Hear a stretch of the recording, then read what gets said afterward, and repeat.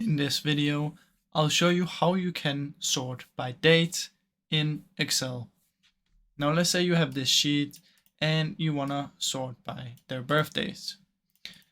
What you can do is first you want to select all of the date of births, right click on it, go to Format Cells, and make sure date is selected right here. Then press OK. Then what you want to do is you want to select the whole data sheet, go to Data in the top here, and then press Sort. Now from in here, you want to choose the Sort By, you want to choose the column, and as you can see, date of birth is on column E, so I'm going to select column E. I'm going to select newest to oldest, or you can choose oldest to newest, but I'll do this one.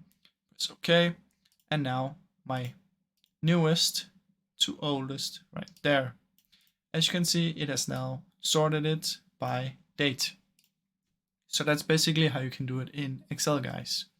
Now, I really hope you enjoyed this video, and if you did, please leave a like and subscribe as it helps me out a ton. Thank you so much for watching.